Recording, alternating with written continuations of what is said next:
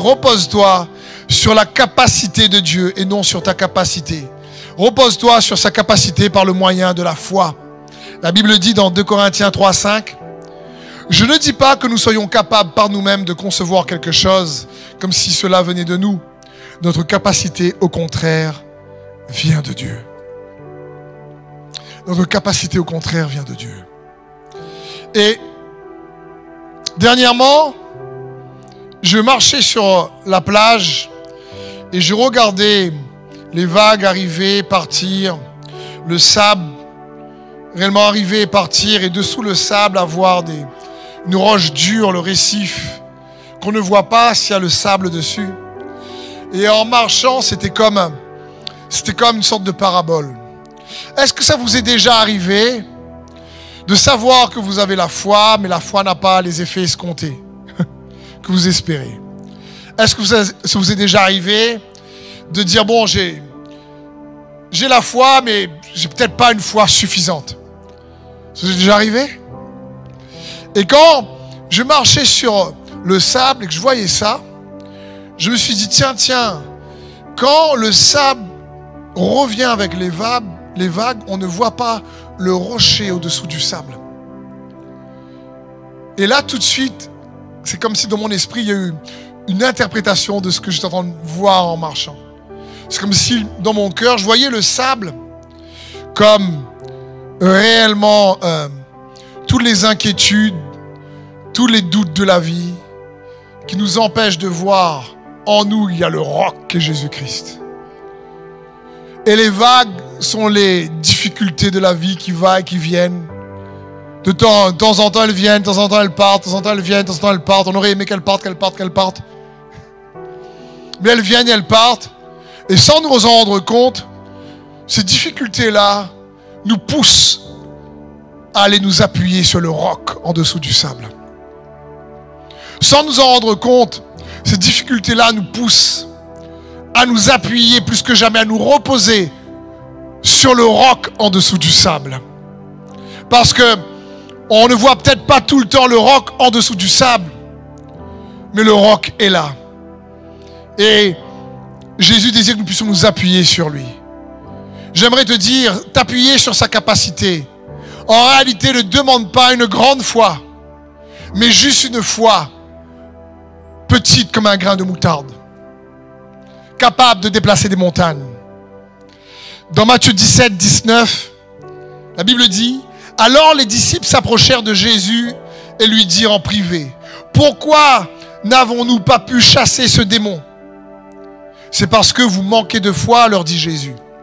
Je vous le dis en vérité, si vous aviez de la foi comme un grain de moutarde, vous diriez à cette montagne, déplace-toi d'ici jusque-là, et elle se déplacerait. Rien ne vous serait impossible. Cependant, cette sorte de démon ne sort que par la prière et par le jeûne. » Les disciples ne comprennent pas. Jésus leur a donné l'autorité. Ils ont la foi, ils ont vu réellement les démons, ils obéir au nom de Jésus. Ils sont contents, ils sont fiers. Et là, comme on dit, ils tombent sur un os. Ça ne marche pas. Ils n'arrivent pas. Et Jésus dit non, c'est parce que vous manquez un peu de foi. Il n'a pas dit c'est parce que vous n'avez pas de foi. Il a dit non, c'est parce que vous manquez un peu de foi. Il dit si vous avez la foi petite comme un grain de moutarde, vous diriez à cette montagne, ôte-toi et va dans la mer. Elle vous obéirait. C'est juste magnifique.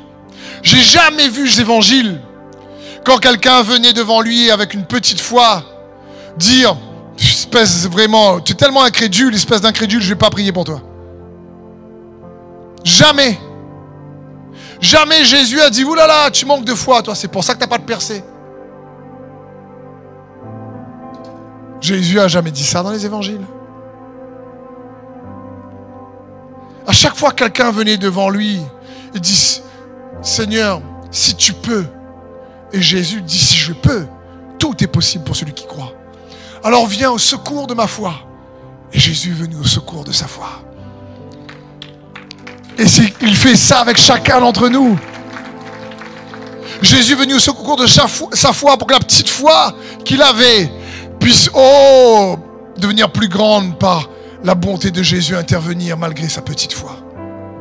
Jésus n'est pas là pour piétiner la petite foi ou le manque de foi qu'on a. Même avec ta petite foi, approche-toi de lui. Notre capacité vient de Dieu.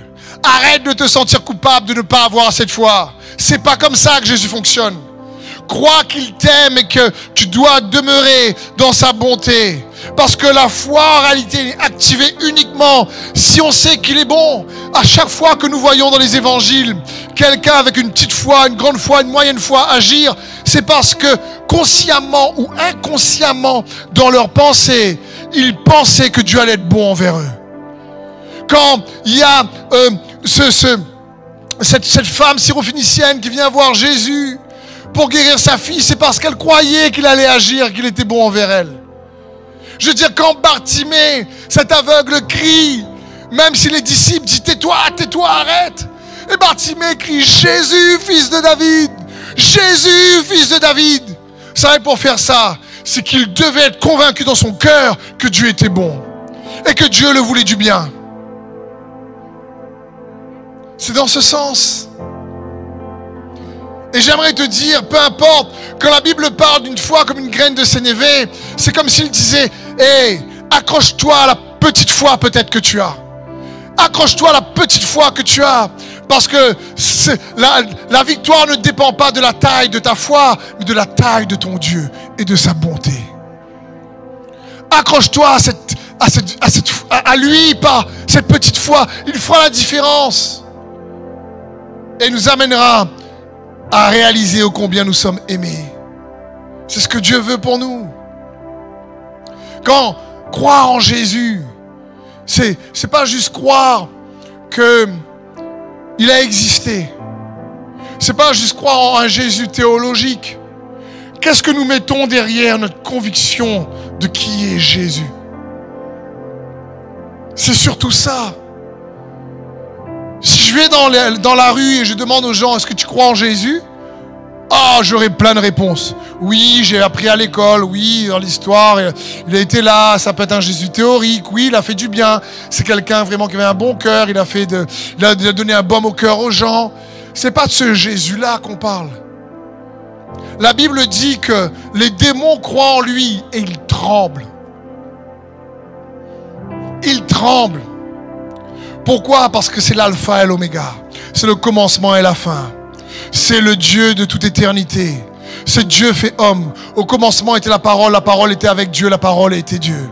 C'est le rocher, c'est le roc, c'est notre refuge. Mais c'est surtout Jésus le sauveur de nos vies, de notre âme. C'est surtout Jésus le Seigneur. C'est surtout Jésus le roi des rois. C'est surtout Jésus qui est venu nous sauver, qui est mort et ressuscité pour le pardon de nos péchés. C'est le Jésus qui a tout accompli. C'est de croire en Jésus, mort et ressuscité. Parce que si nous ne croyons pas que Jésus est ressuscité, comme dit l'apôtre Paul, mangeons et buvons, car demain nous mourrons. Mais comme les disciples, si on sait que Jésus est ressuscité, quand ils ont dû voir Jésus revenir après ces 3 jours où il est parti, il a triomphé de l'enfer, il a triomphé de Satan, il a triomphé de la mort, et il revient ressuscité. Et là, les disciples, Thomas, tout ça, en train de me toucher. Je dis, wow, mais tu es vivant. Et que Jésus dit, maintenant, j'ai triomphé de la mort. Allez-y, les gars. Les gars ont dû dire, mais d'accord, c'était pas après l'Empire romain qu'il en avait. C'était après la mort, c'est après Satan. Les gars, on réalise qu'il y a une vie après la mort. On réalise qu'il est ressuscité, qu'il est vivant. La mort ne peut plus rien nous faire. Allons prêcher l'évangile du royaume de Dieu dans le nom de Jésus. Pour donner de l'espoir, pour donner du courage, allons démontrer par le Saint-Esprit la puissance de son royaume surnaturel pour changer le naturel. Parce qu'il a dit, petit troupeau, il a paru bon pour le Père de vous donner le royaume. Petit troupeau, ça parle de toi et moi, de chacun d'entre nous. Et pour ça, il dit heureux les pauvres en esprit. Makarios bénit ceux qui s'appuient sur lui, car ils vont s'approprier cette réalité du royaume de Dieu. Première chose que Jésus prêche sur la montagne lors des béatitudes.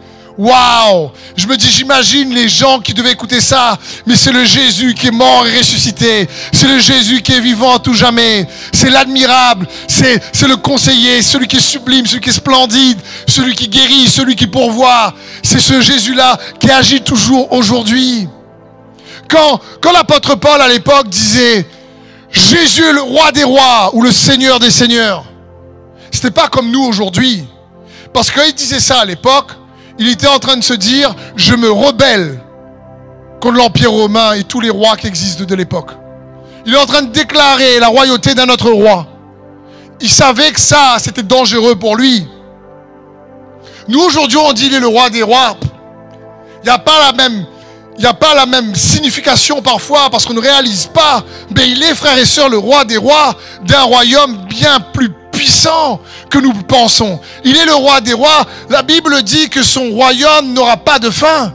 Quand l'image que Daniel voit dans le livre de Daniel est juste incroyable. Ce royaume n'aura pas de fin. Les royaumes apparaissent sur terre et disparaissent dans le temps, dans les saisons. Il y a eu l'Empire romain, l'Empire perse. Les États-Unis n'existaient pas il y a 1000 ans en arrière. Il y a des rois qui apparaissent, qui disparaissent. Il y a des langues qui apparaissent, qui disparaissent. Il n'y a plus le latin aujourd'hui. On n'a pas le latin une langue morte.